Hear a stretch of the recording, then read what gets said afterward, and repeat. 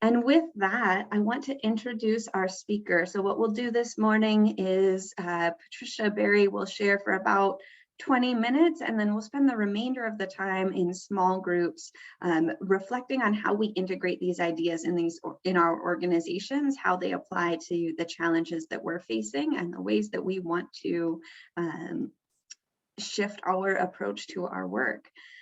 So Patricia Berry is a consultant, fundraiser, possibilist at Patricia Berry Consulting.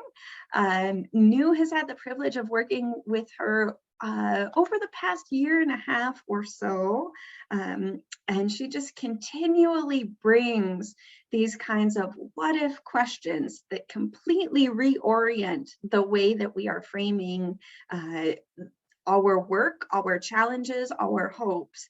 And so I am so excited that she is here to share with us this morning. Patricia, take it away. Thank you. So Hillary, I just want to double check. How many minutes do you want me to take to talk about things? About 20 minutes? More or less. We'll look to transition about 9:32, maybe. Perfect. I'm going to try my best, even though I love to hear all my words. I'm going to try my best not to talk that long because I do want to give you guys some good breakout sessions. I'm Patricia Berry, and I'm going to admit first and foremost that I'm a recovering institutional fundraiser.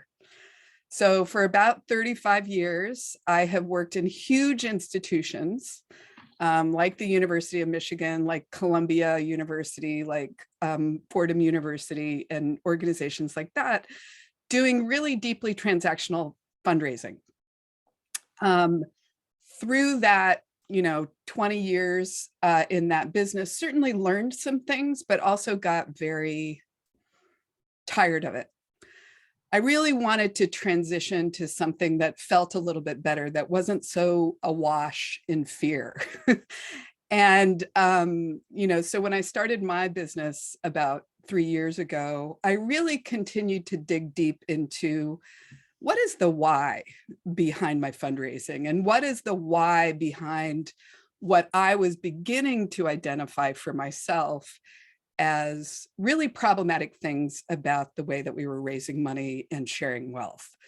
And so New has been a terrific partner, and also just a place that I have learned and begun the process of dismantling my own white privilege as I, enact my fundraising work. I'm an alumna of the Champions for Change program, which was really transformational for me, and have just continued to really look to New as a place to kind of learn and dig into some of these ideas. So I'm really delighted that that they invited me here to speak. So I'm not going to be able to solve this for you in 15 minutes, how to fundraise with a liberation philanthropy mindset.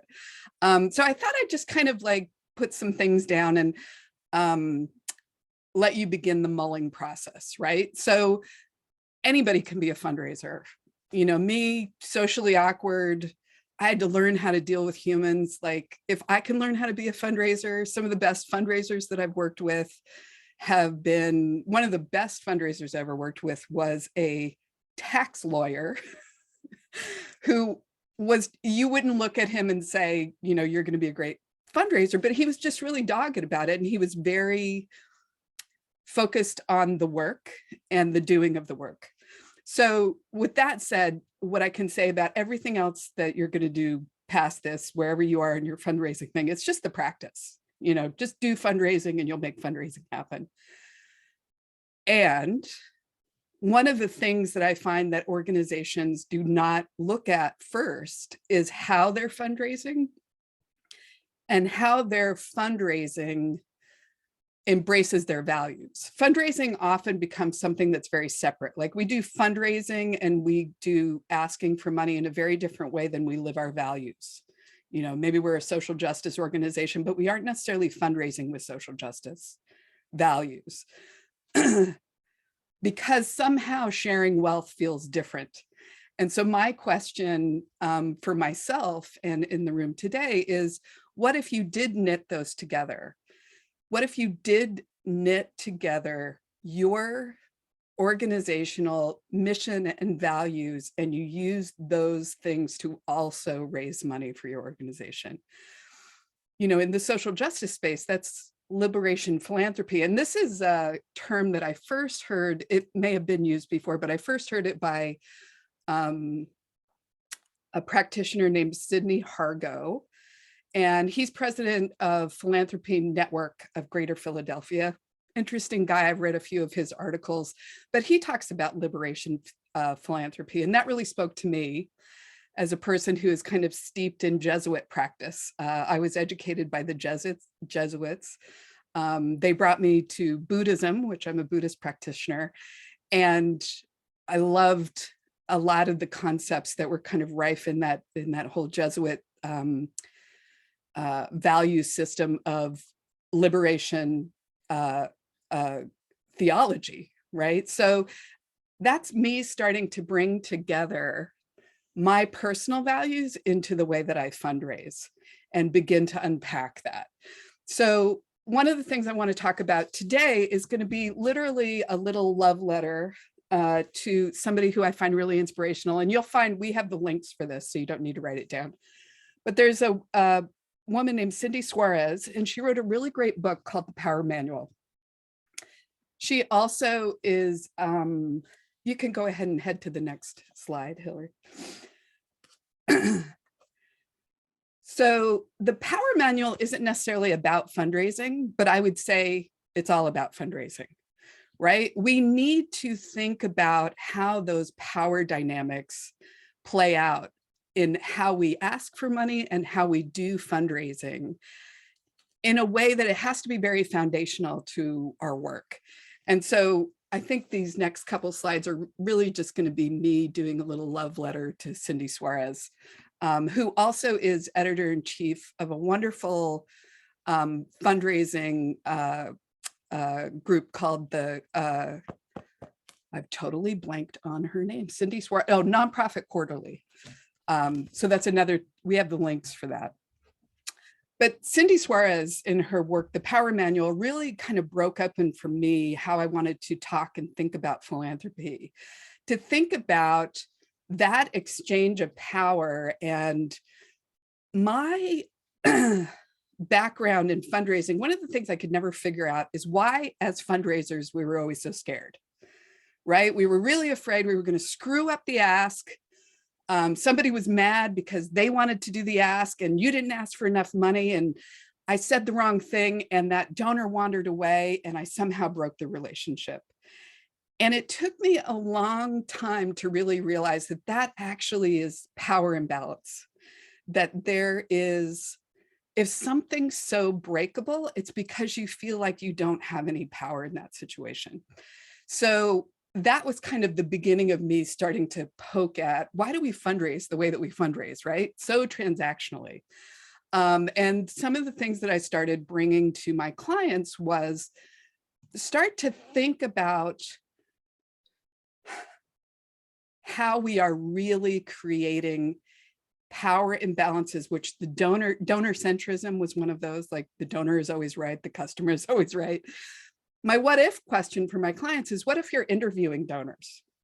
Hillary, if you can move to the next slide. What if you really took a look at how that your fundraising is creating that power imbalance by going through that fearful scarcity mindset, right? I think that's where the fear for me gets unpacked, right? If we're in organizations that we feel like it's so easy for me to screw up as a fundraiser, or I'm going to get in trouble, or I'm going to lose that donor, or I can never say no to money. That's scarcity mindset, you know, and that is really a hallmark of an imbalanced power dynamic in your fundraising practice. So what if we really start fundraising a little bit more without limits and really started to think about unpacking that And Hillary, if you can move to the next slide. Unpacking that towards abundance consciousness when we're fundraising. If we're thinking in abundance, and if we're thinking with kind of liberatory power dynamics in our fundraising practice, then we can say no to things. We can say, not right now. We can say, that's not the right donor for me.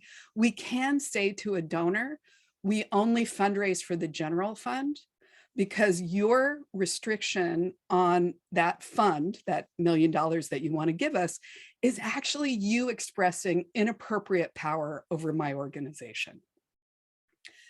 So switching to that is hard, right? Because I really want to honor the fact that a lot of times I work with organizations, we're just trying to keep the lights on, right? I need this money because I have people that I need to pay and I have work that I need to do. So I want to honor that, making the transition to kind of an abundance mindset, a liberatory power structure, also comes with risks. So far, those risks have paid off for the organizations that I work with. I can't guarantee that it's always. And it's a very fearful thing because you're bucking, if you really think about the current philanthropy landscape, that's really only in 80 years of practice, right? So we've got 80 years of this weird tradition that we created about the customer is always right, or the donor is always right. And we always write handwritten thank you letters, and everybody gets to put their name on a building. What did we do before that? Certainly, as the practice has become formalized, we have started to think in fundraising that we can't say no to those things, that we can't do it a different way. And you do place things at risk. But my question to you as an organization is, are you willing to essentially shut a door, right? To begin to think about how those power dynamics are creating either an abundance mindset or a scarcity mindset. If you're feeling fear as both a fundraiser or an executive director, I'm not going to say that it's always scarcity mindset, but I'm going to say it may point to scarcity mindset. It did for me. Hillary, if you can move to the next slide. So I really work with my clients when we first start our work together about who do you say no to? And how do you say no? When I was coming up through the ranks in institutional fundraising, you never said no. Never. Nobody would ever say no to money, because me as a fundraiser, I was incentivized to always say yes. I didn't even really care whether it was good for the organization, because I was getting ranked, reviewed, promoted, and paid based on how much money I brought in, regardless of whether it was good money or bad money. That is the core of really problematic slippery slope power dynamics, right? So my liberation question for organizations is, how are you giving people the thumbs up? How are you incentivizing people in your organization who are really doing that critical work about wealth exchange to say no to things that they should be saying no to? And I think particularly in the social justice space, it's an act of resistance to say no to somebody who's coming at you with $3 million that would change your life. And they want to use that $3 million to enact their own agenda on you, right? I need you to create this fund. It's going to do one thing for this one particular kind of person that I really like. Here's the $3 million. The people that I want to work with who would say, that's not my mission, I'm going to send you down the street to somebody else who it's a little bit more their mission, but that's not for us. That is, oh my God. I don't know if any of you guys are having a little clinch as I say that, right? When I say no to $3 million, oh my God, that would be life-changing. Again, it's scarcity. Not being able to say no is scarcity. Being able to say no is expansion, is you can live a value that really changes minds and changes hearts. So I'll just tell one little story and then I'm going to send you guys off to kind of reflect on this. I had a client kind of early in my practice, and we had talked about this power dynamic and interviewing donors, right? So that power dynamic of the donor is always right, and the donor gets to come in if the donor says they want to come in, regardless of what I think and feel, and regardless of what my mission is. And she was at that point as an executive director that this money that she was raising was keeping the lights on, was paying the staff, was doing the stuff. Like, she really carried both of those weights, right? I want to be a liberation fundraiser, but I also need to pay attention to my bottom line. There's things at stake. And so she went out to coffee with a high net worth individual who, you know, here in Southeast Michigan, this individual gets hit with a lot of asks. So she asked this person out to coffee, and they were having a great conversation. And she noticed that the individual was starting to get like a little short. And so she just reflected on it. She said, you know, I'm just noticing that it seems like you're getting a little frustrated with this conversation. Can we talk about why? And so what the woman said to her, what the philanthropist said to her was, I'm just waiting for you to ask me for money. You know, that's the point of this, right? And she said, well, it's the first time that we've met. I am fundraising, but I want to see whether we are right for each other. That's what this conversation is about. I think she blew that philanthropist's mind in a good way. It may have been a bad way. You know, it may have been a philanthropist who was like, dude, if you're not just going to come and ask me for money, then what are we doing? But she expressed her power in that moment about, I don't need to ask you for money until I know that you're right for my organization. So that was her showing that abundance consciousness, right? If I shut this door because you're so fragile in the relationship space here that you'll be annoyed with me just being a human in this conversation, talking about exchanging wealth, then I'm not the right organization for you. And this is not the right relationship for me. I don't want to bring that into my ecosystem because my staff and me are not going to be afraid of the people who are donating to us. We get to be humans, right? Sometimes we make mistakes. Sometimes we own up to those mistakes. If this relationship with the donor is so fragile and breakable, it's not the right relationship for our organization because we will not be fundraising in fear. The PS to the story is this person came back with a significant gift, loved the relationship, and they had a very, sometimes a tuggy relationship, you know, because this individual wanted to create restricted funding and wanted her to do events in a specific way. That she said, no, we don't do events like that. We do celebratory events. We're not going to do fundraising events. You know, the fundraising happens here so that we can talk about whether we're a good fit for each other. And the individual weirdly loved it. And I guess I shouldn't say weirdly, that's kind of a value judgment. It was surprising to them because they rarely get met that way. So that is at the core. Is she the flashiest? Is this executive director the flashiest fundraiser I've ever met? Absolutely not. She's just like me. She's awkward. She's weird. She doesn't know how to deal with humans. And it is a constant, I see Chris laughing at that. Chris has met me, Chris McMullen, that she just shows up like herself and has transparent conversations about money. And if it doesn't work out, everybody's gentle and walks away. So now I'm going to stop talking because really it's the least interesting thing about me is all my talkingness. And Hillary, I'm going to ask you to move to the next slide. We're going to send you guys out into your breakout rooms. And I really want you to consider a couple of questions, right? Think about who in your fundraising practice never gets told no. Really think about who that person is. And it could be a whole host of people, right? You know, often it's the donor never gets told no, but there may be other people in that. And now also think about who never gets to practice their no? Right? Who is a constant recipient and never a person who is having an equal power exchange in your organization? And I'm going to hopefully give you enough time that think about flipping that. Think about, what if you disempowered that person that only hears yes to be something that's a little bit more like in conversation? And then what if you empowered that person who never gets to practice their no?